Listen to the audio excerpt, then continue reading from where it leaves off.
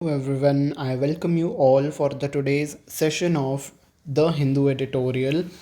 So let me give you an overview of the today's session. So first we'll discuss the title and then we will discuss the vocabulary. Okay.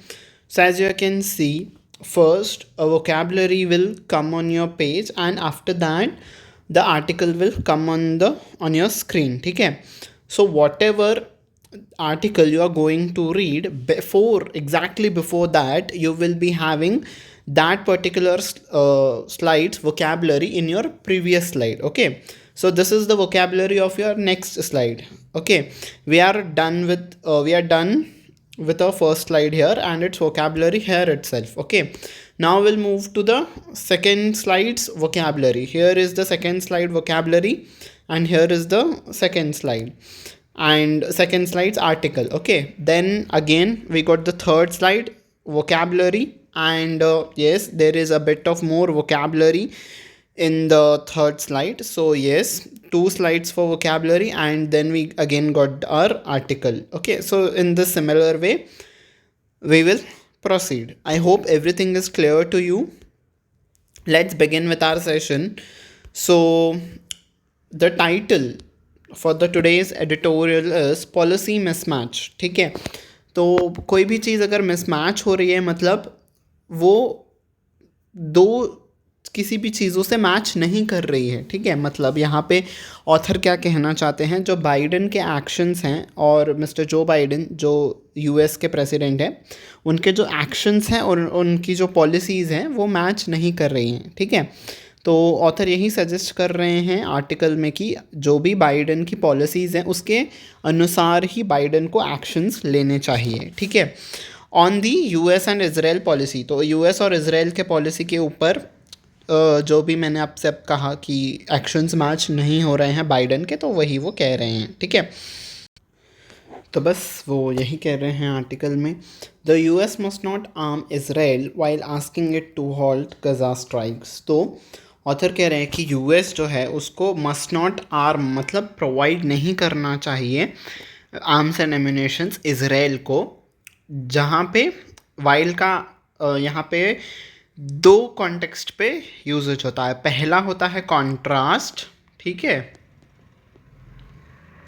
एक आप contrast दिखाने के लिए use करते हो, दूसरा आप दिखाते हो साइमल्टेनियस एक्शन के लिए. ठीक है, तो यहाँ पे किस एस्पेक्ट में यूज़ हुआ है, साइमल्टेनियस एक्शन दिखाने के लिए यहाँ पे वाइल आपका यूज़ हुआ है. ठीक है, तो एक जगह जहाँ पे आप आर्म्स दे रहे हो आपको प्रोवाइड नहीं करना चाहिए आर्म्स एंड एम्यूनेशंस इसराइल को, जब जहाँ पे आप बात कर रहे हो कि गज़ा को मतलब एयर स्ट्राइक्स रोक देने चाहिए. आप एक साइड कह रहे हो इसराइल को कि आप गज़ा के ऊपर एयर स्ट्राइक्स मत कीजिए, रोक दीजिए, और दूसरी तरफ आप क्या कर रहे हो, इसराइल को आर्म्स एंड एम्यूनेशंस प्रोवाइड कर रहे हो. तो वही ऑथर कह रहे हैं कि आपको ऐसा नहीं करना चाहिए. ठीक है, तो first word is conflict. Conflict का मतलब होता है अ सीरियस डिसएग्रीमेंट और आर्ग्यूमेंट. ठीक है, वाइडनिंग इज विस्तार, किसी भी चीज़ का विस्तार. टू एक्ट और प्रोसेस बिकमिंग वाइडर और larger. तो कोई भी चीज़ अगर वाइड हो रही है, लार्जर होते जा रही है, ठीक है,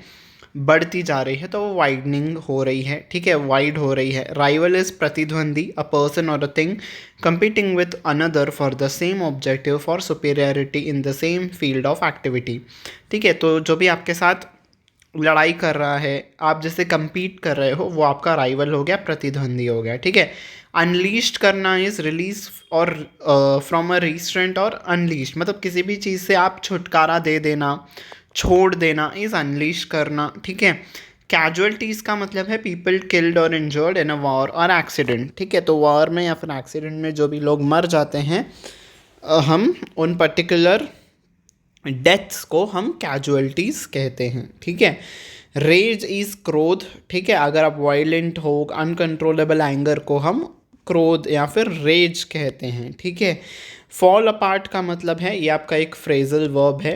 ठीक है, टू डिसइंटीग्रेट और कोलैप्स. ठीक है, अलग हो जाना, विस्थापित हो जाना, टूट जाना इज फॉल अपार्ट. ठीक है, तो यस, इस वोकेबलरी से रिलेटेड आपका आर्टिकल है. व्हेन ओके, मैंने आपको ग्रामर नहीं बताई थी क्या? ओके, पहले मैं आपको यहाँ पे इस पेज का आपको मैं ग्रामर बता देता हूँ, then we will move forward. ठीक है, यहाँ पे आपका लॉन्च्ड और अनलीस्ड पर्पल कलर में मार्क किया गया है। यहाँ पे आपका रूल ऑफ पैरेललिज्म फॉलो किया गया है। ठीक है, एंड से पहले और एंड के साथ जो भी अगर हम वर्ब्स को यूज़ करते हैं तो वो सेम फॉर्म ऑफ, वो दोनों ही सेम फॉर्म में रहते हैं। ठीक है, तो यहाँ पे भी लॉन्च्ड आ गया, यहाँ पे भी अनलीस्ड आ गया। ठीक है ना, वर्ब का ईडी फॉर्म है ना। तो यस, दोनों भी आपका सेम फॉर्म में आता है, तो उसे हम रूल ऑफ पैरेललिज्म कहते हैं। ठीक है, तो एंड के पहले और एंड के बाद जो भी वर्ब्स आते हैं वो आपका रूल ऑफ पैरेललिज्म को फॉलो करते हैं। ठीक है जी। ओके, अब हम आर्टिकल को पढ़ना स्टार्ट करते हैं। When the Israel Hamas war began on October 7, तो जब इसराइल और हमास के बीच वॉर स्टार्ट हुआ 7 अक्टूबर को, the immediate priority of United States president Joe Biden, तो इमीडिएट प्रायोरिटी मतलब सबसे पहला काम जो जो बाइडन ने किया was to prevent the conflict from widening into regional war. तो जो भी ये इन दोनों के बीच में वार हो रहा था ना, वो उसको रोकना था। प्रिवेंट करना इज़ रोकना था कि वो और वाइड ना हो जाए और रीजनल वॉर में ना बदल जाए। ठीक है, दो कंट्रीज़ के बीच में चल रहा है, वो आगे फैलता ना जाए। ठीक है, मतलब फैलना इस दूसरे कंट्रीज़ में इसमें इवॉल्व ना हो, ये यूएस की प्रायोरिटी थी। Involving Israel and it's rivals, तो जो भी इसराइल के साथ हैं, ठीक है, कुछ कंट्रीज़ इसराइल के साथ हो जाते थे, कुछ कंट्रीज़ हमास के साथ हो जाते थे, फिर वो लोग लड़ते थे आपस में, तो इस वार को आगे बढ़ने से रोकना था यूएस को। ठीक है, तो वो यूएस की प्रायोरिटी थी। Mister Biden adopted twofold strategy, तो इसके लिए बाइडन ने टू फोल्ड स्ट्रैटेजी इस्तेमाल की। टू फोल्ड इज़ मतलब जिसमें दो आस्पेक्ट्स इन्वॉल्व हो। ठीक है, तो यहाँ पे वही दो आस्पेक्ट्स हैं, लॉन्च करना और अनलीश करना। ठीक है, तो उन्होंने क्या लॉन्च, तो यहाँ पे उन्होंने दो काम आपको बताए हैं, लॉन्च्ड और अनलीश, तो मैंने आपको ग्रामर बता दी। ठीक है, तो उन्होंने क्या दो काम किए हैं, क्या दो स्ट्रैटेजीज थी। He offered unconditional support for Israel's war on Gaza, तो उन्होंने जो इसराइल ने वार किया गज़ा के ऊपर, तो उस वॉर को इसराइल को सपोर्ट किया जो बाइडन ने। ठीक है, अनकंडीशनल सपोर्ट, बिना किसी कंडीशन के सपोर्ट किया इसराइल को जब वॉर किया इसराइल ने गज़ा के ऊपर। ठीक है, और इसराइल ने कब वार किया, जब हमास ने इसराइल के ऊपर अटैक किया था October 7 के दिन। हमास के बाद इसराइल ने अटैक किया कि भाई आपने हम पे अटैक क्यों किया था। ठीक है, तो उस अटैक में इसराइल के 1200 लोग मारे गए थे जब हमास ने इसराइल के ऊपर अटैक किया था। ठीक है, और अनलीश किया अ डिप्लोमेटिक, तो ये एक काम हो गया। ठीक है, यहाँ से लेके यहाँ तक एक काम हो गया। दूसरा काम क्या है, a diplomatic effort to keep tension low between Tel Aviv and neighbours, तो डिप्लोमेटिक रिलेशंस बना के रखना था और डिप्लोमेटिक रिलेशंस के ज़रिए ही वॉर को रोकना था। ठीक है, टेंशंस इज वॉर वाली सिचुएशंस को रोकना था। किनके बीच में, तेल अवीव। तेल अवीव क्या है, इसराइल की कैपिटल सिटी है। ठीक है, ये इसराइल की कैपिटल सिटी है, और उसके जो भी नेबर्स हो गए जैसे कि इजिप्ट हो गया और लेबनान हो गया, बाकी जो भी उसके नेबरिंग कंट्रीज़ हैं, वो इस वॉर में ना इन्वॉल्व हो। डिप्लोमेटिक रिलेशंस के थ्रू अच्छे रिलेशंस बनाने की कोशिश की जा रही थी। ठीक है, तो ये दो काम थे, मिस्टर बाइडन ने ये स्ट्रैटेजी अपनाई। ठीक है, but when the war raged on, rage is बहुत, जब वॉर बढ़ता गया, आगे आगे आगे बढ़ता गया और ज़्यादा बढ़ता गया, कई महीनों तक चलता गया, ह्यूज सिविलियन कैजुअल्टीज़ हुई गज़ा में, मतलब बहुत लोग मारे जाने लगे गज़ा में। The Biden policy started falling apart, तो ये जो बाइडन की पॉलिसी थी ना, तो वो टूटने लग गई। ठीक है, तो यहाँ पे जो भी बाइडन काम कर रहे थे, उनके जो डिप्लोमेटिक एफर्ट्स थे वो काम नहीं आ रहे थे। ना ही इसराइल उनकी बात सुन रहा था, ना ही दूसरे देश या फिर हमास उनकी बात सुन रहे थे, तो बाइडन की पॉलिसी एक तरीके से बिखरने लगी। ठीक है, नेक्स्ट आर्टिकल, नेक्स्ट स्लाइड की वोकैबुलरी को पढ़ते हैं हम। वल्नरेबल, अगर कोई भी चीज़ वल्नरेबल है तो हम कहेंगे कि वो ससेप्टेबल है टू फिजिकल और इमोशनल अटैक और हार्म, मतलब वो उसके ऊपर कभी भी अगर हम उस पर वार करेंगे, हमला करेंगे, तो वो आसानी से बिखर जाएगी, टूट जाएगी। ठीक है, बहुत ही कमज़ोर हो गई है, वल्नरेबल इज़ कमज़ोर। ठीक है, नेक्स्ट इज काउंटर स्ट्राइक, तो प्रतिहात्मक प्रहार। काउंटर स्ट्राइक का मतलब है an attack made in response to one by an opponent. तो जब आपके ऊपर कोई अटैक करता है उसके बाद आप जब अटैक करते हो तो हम उसे काउंटर स्ट्राइक कहेंगे, ठीक है। जैसे पाकिस्तान ने इंडिया पे अटैक किया था, उसके पुलवामा अटैक हुआ था, उसके बाद ही इंडिया ने अपना जो भी air strike, surgical air strike हुआ, तो हम उसे काउंटर स्ट्राइक कहेंगे। वैसे ही जब हमास ने इज़राइल के ऊपर पहले अटैक किया, उसके बाद फिर इज़राइल ने हमास पे अटैक किया, तो हम उसे काउंटर स्ट्राइक कहेंगे, ठीक है। नेक्स्ट इज पाइलिंग अप, तो कोई भी चीज़ अगर पाइल अप हो रही है तो वो बढ़ते जा रही है। To accumulate in a heap और पाइल, ठीक है, मतलब एक ढेर या ढेर में जमा होना, तो वो बढ़ते जा रही है। यहाँ पे कोई ऐसा फिजिकली ऐसा ढेर नहीं बन रहा है, पर कोई भी चीज़ अगर बढ़ रही है, ठीक है, तो किसी भी चीज़ को हम बढ़ने को हम पाइल अप कहेंगे, ठीक है। कोई भी चीज़ अगर बढ़ रही है तो वो उसको हम पाइल अप के ज़रिए, फ्रेजल वर्ब के ज़रिए हम उसे दिखाएंगे। तो पाइल अप आपका क्या हो गया, एक फ्रेजल वर्ब हो गया, ठीक है। नेक्स्ट, ओके, वल्नरेबल के बाद टू प्रपोजिशन आता है। यहाँ पे इस ग्रामर को आपको देखना होगा, और डिस्पाइट के बाद कभी भी ऑफ नहीं आता है, ठीक है। आपका एरर डिटेक्शन में वो लोग पूछ सकते हैं, तो डिस्पाइट के बाद कभी भी ऑफ नहीं आएगा, बट जबकि इंस्पाइट के बाद हमेशा ऑफ आएगा, ठीक है। तो डिस्पाइट का मतलब होता है इसके बावजूद, इंस्पाइट का मतलब भी, इंस्पाइट ऑफ का मतलब होता है इसके बावजूद। दोनों का मीनिंग सेम है, बट इसके बाद ऑफ प्रपोजिशन नहीं आएगा और इंस्पाइट के बाद ऑफ प्रपोजिशन आता है, ठीक है। एंड सिमिलरली प्रपोजिशंस की हम बात ही कर रहे हैं तो वल्नरेबल के बाद भी टू प्रपोजिशन आएगा, ठीक है। तो इस पेज में आपको प्रपोजिशंस का ध्यान रखना है, ठीक है। तो हम इस पेज से हमने प्रपोजिशन की ग्रामर सीखी, ठीक है। और पिछले वाले पेज में हमने रूल ऑफ पैरेललिज्म सीखा, ठीक है।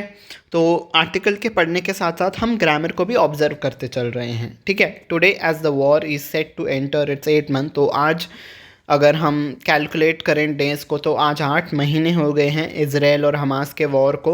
Mister Biden looks increasingly vulnerable to its regional and domestic consequences.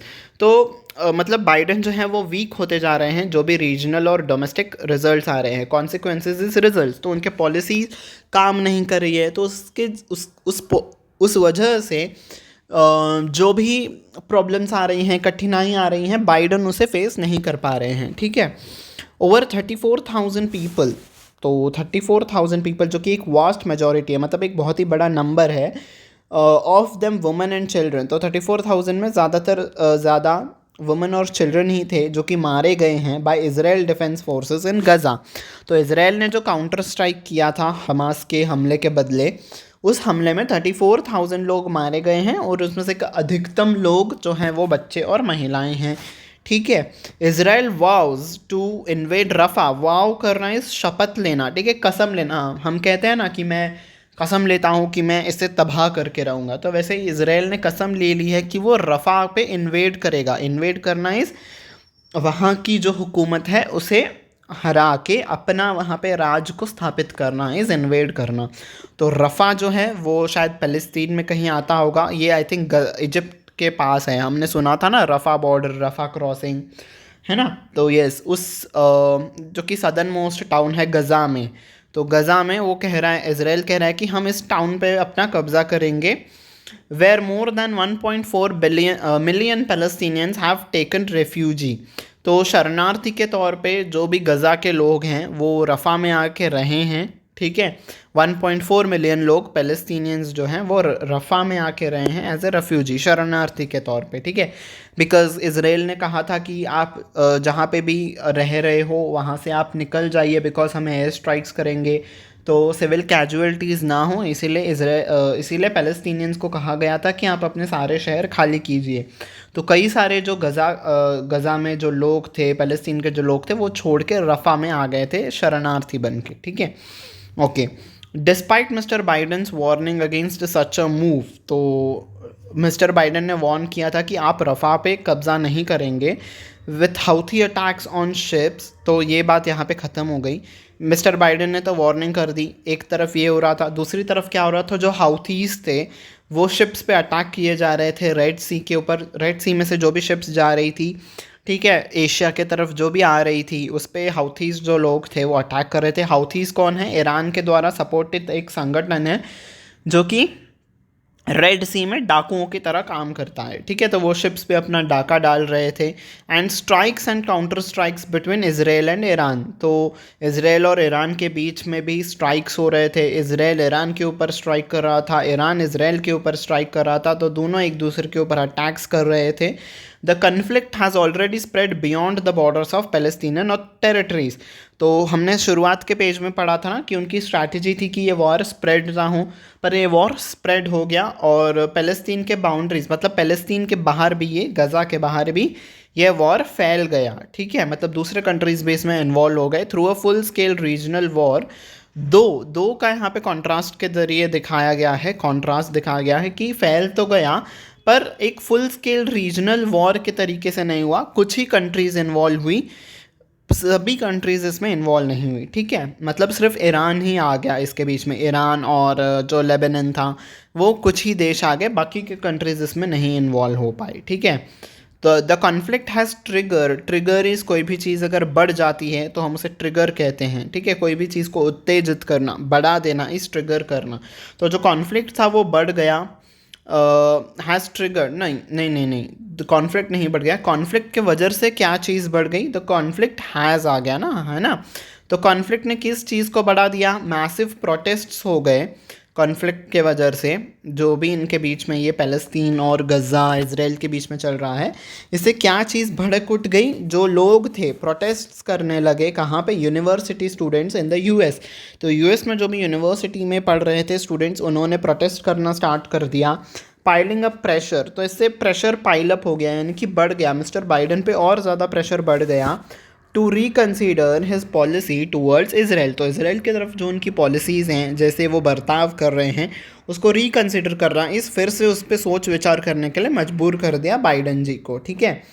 रेलेंटलेसली का मतलब होता है इन एन अनइंक्रीजिंगली इंटेंस और हार्श मैनर, ठीक है, अत्यंत कठोर तरीके से, ठीक है। अगर आप बहुत ही हार्श वे में, कठोर तरीके से आप कुछ कर रहे हो तो आप रेलेंटलेसली उसे कर रहे हो, ठीक है। और अनसीजिंगली इज़ बिना रुके, तो बिना रुके या फिर बहुत ही कठोर तरीके से अगर आप कुछ काम कर रहे हो तो हम उसे रिलेंटलेसली कहेंगे। नेक्स्ट इज़ सीज़ फायर, ठीक है। सीज़ फायर इज़ लड़ाई पर अस्थायी रोक, तो टेम्पररीली अगर आप लड़ाई पे रोक लगा रहे हो तो हम उसे कहेंगे सीज़ फायर। सीज़ फायर का और एक वर्ड यहाँ पे आता है ट्रूस, ठीक है। ट्रूस का मतलब भी होता है कुछ समय के लिए युद्ध को रोक देना, युद्ध विराम जैसे हम कहते हैं, ठीक है। Next is hostage. होस्टेज का मतलब होता है बंधक, अ पर्सन सीज्ड और held as a security for the fulfilment of a condition, ठीक है। तो हमास के जो लोग थे वो इसराइल के लोगों को, कुछ 50-60 या फिर आई थिंक 100 लोग थे, उनको उठा के लेके गए थे इसराइल में से, ताकि वो किडनैप करके लेके गए थे ताकि इजराइल से हम अपनी बातों को मनवा सकें, ठीक है। जब अपने कंडीशंस को फुलफ़िल करने के लिए आप लोगों को किडनैप कर देते हो तो हम उसे होस्टेज कहेंगे, ठीक है। हिंदी में उसे बंधक कहते हैं, ठीक है। Okay, next retaliation, the action of returning a military attack, counter attack, ठीक है। जब आप पे कोई अटैक करता है फिर आप उसके बदले में जो आप अटैक करते हो उनसे बदला लेने के लिए हम उसे रिटेलिएशन कहेंगे, ठीक है। Next is flawed. अगर कोई भी चीज़ फ्लॉड है तो मतलब उसमें कुछ ना कुछ खराबी है, ठीक है, इम्परफेक्शन है, तो हम उसे कहेंगे फ्लॉड। प्रीचेस इज़ प्रचार करना, ठीक है। To proclaim, to publicly proclaim और टीच अ रिलीजियस मॉरल, तो किसी भी मैसेज को या फिर किसी भी बात का जब आप प्रचार करते हो तो हम उसे इंग्लिश में कहेंगे कि प्रीच करना, ठीक है। माउंटिंग, अगर कोई भी चीज़ माउंट कर रही है तो वो बढ़ रही है, ठीक है। कोई इंक्रीजिंग इन अमाउंट, इंटेंसिटी और डिग्री, ठीक है। अगर वो क्वांटिटी में बढ़ रही है, उसकी इंटेंसिटी बढ़ रही है तो भी हम माउंटिंग कहेंगे, ठीक है। तो कोई भी चीज़ अगर बढ़ रही है माउंटिंग कहेंगे, कोई भी चीज़ बढ़ रही है तो उसे हम पाइलअप कहते हैं, है ना। पाइलअप भी आपका पीछे वर्ड आया था, है ना। नेक्स्ट इज़ एलिगेशन, तो किसी के ऊपर आप आरोप लगा रहे हो, ठीक है, पर वो आरोप सही है या गलत है अभी उसका अभी वो प्रूफ नहीं हो पाया है, ठीक है। इलीगल है, रॉन्ग है, ठीक है। आप किसी को कह रहे हो कि कोई चीज़ इलीगल है, रॉन्ग है, पर उसका कोई प्रूफ नहीं है, आपके पास प्रूफ नहीं है, तो हम उसे एलिगेशन कहेंगे, ठीक है। नेक्स्ट इज इनडिस्क्रिमिनेटली, ठीक है, in a random manner without careful distinction और सिलेक्शन। तो कोई भी चीज़ अगर आप रैंडम तरीके से बिना सोचे समझे कर रहे हो तो आप इनडिस्क्रिमिनेटली कर रहे हो, ठीक है। जैसे इसराइल ने इनडिस्क्रिमिनेटली फायरिंग की थी गजा के लोगों के ऊपर, यानी कि इसराइल ने बिना सोचे समझे लोगों के ऊपर रैंडमली फायरिंग करना स्टार्ट की थी, तो उसे हम कहेंगे इनडिस्क्रिमिनेटली, ठीक है जी। तो नेक्स्ट वर्ड आर्टिकल की तरफ आते हैं। To their credit Biden officials have been working relentlessly to achieve a ceasefire and hostage deal between Israel and Hamas. तो बाइडन के जो ऑफिशियल्स हैं, ठीक है, मतलब जो यूएस के ऑफिशियल्स हैं, वो बहुत ही काम कर रहे हैं, मतलब बिना रुके थके काम कर रहे हैं ताकि एक सीज फायर हो जाए, युद्ध का विराम हो जाए और हॉस्टेज डील हो जाए बिटवीन इजराइल एंड हमास। तो इजराइल के लोगों को जो पकड़ के लेके गए हैं हमास, तो हमास उन लोगों को भी छोड़ दे, इस बात की भी कोशिश की जा रही है, और उन लोगों के बीच में युद्ध विराम भी हो जाए, इस बात की भी कोशिश की जा रही है, ठीक है। ठीक है, तो यूएस के ऑफिशियल्स इन चीज़ों पे काम कर रहे थे। Mister Biden's timely response to shoot down the drones and missiles fired by Iran against Israel. तो मिस्टर बाइडेन ने समय रहते ही क्या किया, उन्होंने शूट डाउन कर दिया, मतलब नीचे गिरा दिए शूट करके ड्रोन्स और मिसाइल्स को, जो कि ईरान ने फायर किए थे इसराइल के तरफ, ठीक है। तो ईरान ने अटैक किया था, आपने न्यूज़ में सुना ही होगा, इसराइल के ऊपर ड्रोन्स और मिसाइल्स के ज़रिए। उन सभी ड्रोन्स और मिसाइल्स को यूएस ने समय रहते ही इसराइल पे गिरने से पहले ही उनको आसमान में ही गिरा दिया था, ध्वस्त कर दिया था।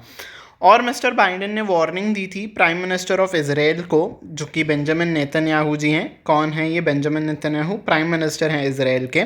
इनको वार्निंग दी थी कि US would not join Israel's retaliation against Iran. तो यूएस ने कहा था कि ये जो अभी तो हमने गिरा दिए आपके ऊपर गिरने से, पर अगर आप इसको लेके अगर आप ईरान के ऊपर आप हमला करते हो, ठीक है, रिटेलिएशन इज़ आप बदला लेने के लिए आप हमला करोगे अगर आप ईरान पे, तो हम इसमें आपका साथ नहीं देंगे, ठीक है। तो इस वजह से क्या होगा, देखो हेल्प के बाद हमेशा वर्ब का फर्स्ट फॉर्म आता है, ठीक है, ये आपको यहाँ पे ग्रामर दिखानी थी। तो हेल्प के बाद यहाँ पे ईज़ आपका फर्स्ट फॉर्म आ गया वर्ब का, ठीक है। तो इस चीज़ ने, ये जो यूएस ने कहा ना कि हम आपका साथ नहीं देंगे, इस वजह से क्या चीज़ हो गई, क्या चीज़ हो गई, हेल्प ईज रीजनल टेंशंस। तो जो उस रीजन में तनाव की चीज़ें चल रही थी ना, वो थोड़ी ईज़ हो गई, यानी कि कम हो गई, तनाव वाली सिचुएशंस कम हो गई, वरना बहुत ज़्यादा चांसेस हो गए थे कि इसराइल भी फिर से ईरान के ऊपर हमला करेगा, ठीक है। उन्होंने खुला खुला कहा था कि हम तो भाई करेंगे ही ईरान के ऊपर हमला। फिर जब यूएस के तरफ से प्रेशर आया तो फिर इसराइल वाले रुक गए, ठीक है, ओके। तो but his overall approach towards the crisis is flawed, ठीक है, ये चीज़ तो सही हुई, पर उसका अप्रोच यूएस का, हिज इज़ मिस्टर बाइडेन का जो अप्रोच है इस पूरे क्राइसिस के ऊपर लेकर, इसराइल और हमास के वॉर के ऊपर, वो पूरा फ्लॉड है, मतलब उसमें बहुत सारी त्रुटियां हैं, बहुत सारी मिस्टेक्स हैं, बहुत सारी वीकनेसेस हैं, ठीक है, मतलब उनकी पॉलिसी सही नहीं है। The way Israel is carrying out it's war on Gaza is against all the values America preaches. तो जिस तरीके से इसराइल हमला कर रहा है ना गज़ा पे, वो सभी तरीके अगेंस्ट हैं किस चीज़ के, जो भी अमेरिका जिन वैल्यूज़ को प्रीच करता है, प्रीच करना इज़ मानना, जो भी वैल्यूज़ का अमेरिका प्रचार प्रसार करता है कि हमें इन सब चीज़ों को फॉलो करना चाहिए, हमें ये सारी चीज़ें करनी चाहिए, उन सभी वैल्यूज़ को तोड़ देता है इसराइल जिस तरीके से वो वॉर कर रहा है गज़ा के ऊपर। तो किसके ऊपर अमेरिका ये सारी बातें प्रीच करता है? About Wars and human rights. तो ह्यूमन राइट्स को लेके वो सब जो भी सब कहता है, उन सभी बातों को इसराइल तोड़ते हुए वॉर कर रहा है गज़ा के ऊपर, ठीक है। The US kept supplying weapons to Jewish nation. Jewish nation यहाँ पे किसको रिप्रेजेंट कर रहे हैं? इसराइल को। तो यूएस ने चालू रखा सप्लाई करना वेपन्स को, ठीक है, इसराइल को देते रहा वो weapons, even amid mounting allegations and evidence. तो इसके बावजूद, इवन अमिड कि इन सब चीज़ों के चलते हुए, कौन सी चीज़ें? माउंटिंग एलिगेशंस, बढ़ते हुए, माउंटिंग इज बढ़ते हुए एलिगेशंस, ऐसे आरोप लग रहे थे इसराइल के ऊपर कि वो इनडिस्क्रिमिनेटली बॉम्बिंग कर रहा है और डिस्ट्रॉय कर रहा है गज़ा के ऊपर, ठीक है, मतलब जहाँ पे भी इसराइल का मन आ रहा है वो वहाँ पे डिस्ट्रॉय करते हुए जा रहा है, बॉम्ब्स फेंक रहा है। तो ऐसे मतलब अपने मन मुताबिक जहाँ पे भी वो ब्लास्ट कर दे रहा था इसराइल, इन सब चीज़ों के चलते हुए भी यूएस ने खुद को नहीं रोका और जो इसराइल को है आर्म्स एंड एम्यूनेशन सप्लाई करता रहा। ठीक है, okay. Even when Mr. Biden seemed frustrated with Mr. Netanyahu's intransigence, तो मिस्टर नेतन्याहू भी कई सारे मुद्दों पे जो हैं वो यूएस की बात नहीं मान रहे थे। ठीक है, यूएस उनको कह रहा था कि आप ऐसे बॉम्बिंग्स मत कीजिए, पर जो नेतन्याहू हैं इजराइल के प्राइम मिनिस्टर वो नहीं सुन रहे थे। तो इसके बावजूद भी बाइडन ने क्या किया है, ऑफ़र किया है $17 billion in defence aid to Israel. तो हाल ही में अभी 2-3 दिन पहले ही एक बिल पास हुआ यूएस के पार्लियामेंट में, जिससे वो यूक्रेन को भी सपोर्ट करेंगे कुछ फाइनेंशियली और इसराइल को भी सपोर्ट करेंगे। कितना पैसा देंगे वो, $17 बिलियन देंगे इसराइल को। ठीक है, तो बात नहीं मान रहे हैं इसराइल वाले यूएस लोगों की, फिर भी यूएस के जो प्रेसिडेंट हैं वो उनको पैसे दे रहे हैं कि भाई ले लो। Mister Biden's words and diplomatic efforts for truce are actually not matched by strong actions to pressure Israel. तो वो मुंह से तो कह रहे हैं कि हम बहुत ज़्यादा प्रेशर डाल रहे हैं इसराइल के ऊपर, पर उनके जो एक्शंस हैं, है ना, जैसे कि उनको सपोर्ट करना, उनको ये ऐसे इतने सारे पैसे दे देना, तो ये उनके पॉलिसी के ऊपर मैच नहीं कर रहा है। मतलब उनके वर्ड्स और उनके एक्शंस मैच नहीं कर रहे हैं। ठीक है, next, bankroll is to finance something, मतलब पैसों की सहायता करना is bankroll. Genocidal is नरसंहार। ठीक है, जब भी आप लोगों को, ठीक है, या फिर किसी लिविंग ऑर्गेनिज्म को इतने ज़्यादा बड़े पैमाने पे मार रहे हो, ठीक है, बहुत ही थाउजेंड्स मिलियंस लोग मारे जा रहे हैं, तो हम उसे जेनोसाइडल कहेंगे। Next is morality. ठीक है, मोरालिटी इज़ नैतिकता। ठीक है, जब आप प्रिंसिपल्स, अच्छे प्रिंसिपल्स और सभी उन चीज़ों को फॉलो करते हो, गुड बैड, ठीक है, इन सभी चीज़ों को मानते हो, तो आप मॉरल हो। ठीक है, आप नैतिकता को फॉलो कर रहे हो। ठीक है, रेन इन, ये आपका एक फ्रेजल वर्ब होता है जिसका मतलब होता है कंट्रोल करना या किसी भी चीज़ को लिमिट करना, इज़ रेन इन करना। सलिंग का मतलब होता है टू डैमेज द प्योरिटी और इंटीग्रिटी ऑफ, तो किसी भी चीज़ की प्योरिटी या इंटीग्रिटी को डैमेज करना इज़ सली करना। ठीक है, नेक्स्ट इज़ फ्रेजाइल, अगर कोई भी चीज़ फ्रेजाइल है तो वो नाजुक है, वीक है, आसानी से टूट जाएगी, डेलिकेट है।